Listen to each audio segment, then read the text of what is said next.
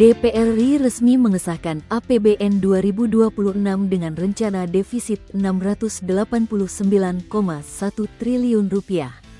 Sidang paripurna dipimpin Ketua DPR RI Puan Maharani pada Selasa, tanggal 23 September tahun 2025, di Kompleks Parlemen, Senayan, Jakarta. Alokasi belanja negara difokuskan pada sektor prioritas, terutama pendidikan dan kesehatan. Pendidikan mendapat anggaran Rp769,1 triliun, sedangkan kesehatan Rp244 triliun. Rincian ini memperlihatkan orientasi pemerintah dan DPR pada layanan publik dasar. Kedua sektor ini dipandang strategis untuk peningkatan kualitas sumber daya manusia. Lantas, bagaimana rincian alokasi APBN yang baru disahkan oleh DPR RI? Rincian alokasi APBN 2026 dilansir dari kompas.com, Selasa, tanggal 23 September tahun 2025. Rincian anggaran yang dirancang oleh pemerintah adalah sebagai berikut. Anggaran pendidikan Rp769 triliun. Menteri Keuangan Purbaya Yudi Sadewa menyebut beberapa program pendidikan yang masuk ke dalam fokus pemerintah. Program-program pendidikan yang dimaksud mencakup 1. Gaji dan tunjangan guru, dosen, serta tenaga pendidik. 2. Beasiswa, Program Indonesia Pintar, PIP. 3. Kartu Indonesia Pintar, KIP Kuliah. 4. Operasional Sekolah Rakyat dan Sekolah Unggul Garuda.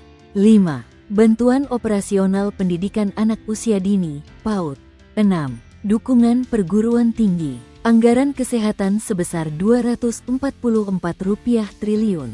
Sektor kesehatan mendapatkan Rp244 triliun. Fokusnya pada penguatan efektivitas jaminan sosial, program cek kesehatan gratis, dan revitalisasi rumah sakit. Pemerintah menargetkan layanan kesehatan menjadi lebih merata dan mampu menjangkau kelompok rentan. Ketahanan energi Rp402,4 triliun. Pemerintah menyiapkan anggaran Rp402,4 triliun untuk program ketahanan energi. Fokus kebijakan ini meliputi peningkatan produksi migas, percepatan transisi menuju energi ramah lingkungan, serta stabilisasi harga energi agar daya beli masyarakat tetap terjaga. Program sosial dan MBG Rp335 triliun.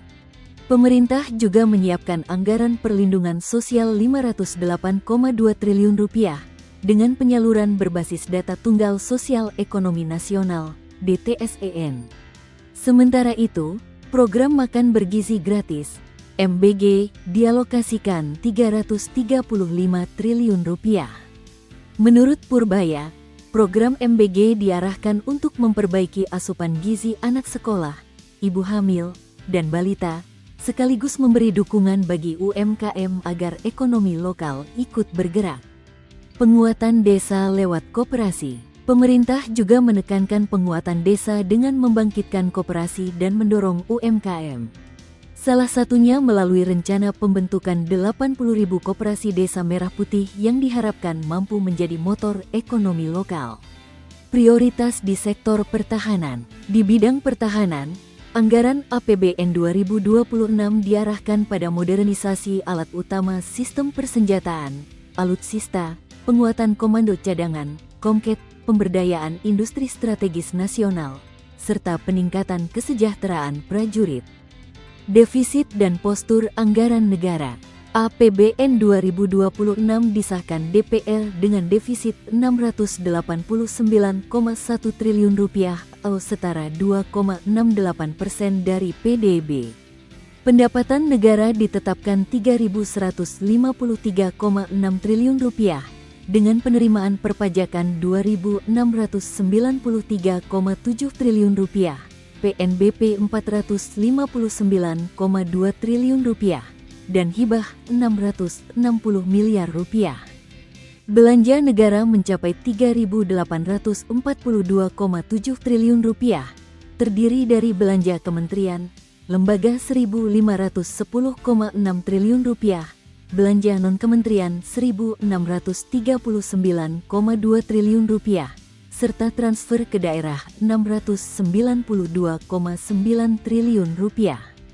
Dalam sidang, Ketua DPR RI Puan Maharani mengesahkan APBN 2026 dengan rincian sedemikian rupa. Apakah dapat disetujui untuk disahkan menjadi undang-undang?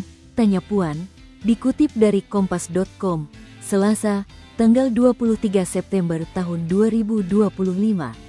Anggota Dewan menjawab setuju, lalu palu diketuk.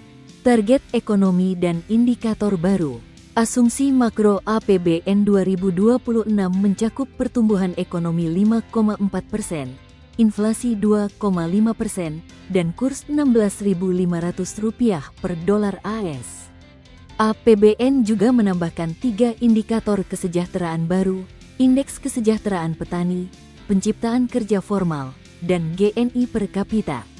DPR dan pemerintah menyebut langkah ini sebagai bentuk fokus kesejahteraan rakyat dengan 3 indikator baru di APBN 2026. Ketua Banggar DPR RI Said Abdullah menegaskan penyusunan APBN 2026 diharapkan dapat membangkitkan perekonomian nasional. Badan Anggaran DPR berharap APBN 2026 menjadi modal penting bagi pemerintah memulai membalikkan keadaan, memulai kebangkitan industri nasional, merevitalisasi industri dasar nasional yang menopang kebutuhan pokok primer rakyat seperti tekstil, pertanian, dan energi, kata Said dikutip dari kompas.com, Selasa, tanggal 23 September tahun 2025.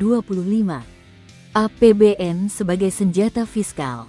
Lebih lanjut, Banggar menekankan bahwa DPR dan pemerintah menempatkan APBN sebagai senjata fiskal untuk menghadapi guncangan ekonomi. Instrumen ini diarahkan menjadi perlindungan sosial bagi rumah tangga miskin dan rentan, sekaligus penggerak kebangkitan industri nasional. Dengan rincian alokasi tersebut, rincian alokasi APBN 2026 untuk pendidikan, kesehatan, energi, dan perlindungan sosial menjadi fondasi kebijakan fiskal. Pemerintah menegaskan bahwa postur anggaran negara di era Presiden Prabowo Subianto diposisikan untuk menjawab tantangan ekonomi dan memperkuat layanan dasar.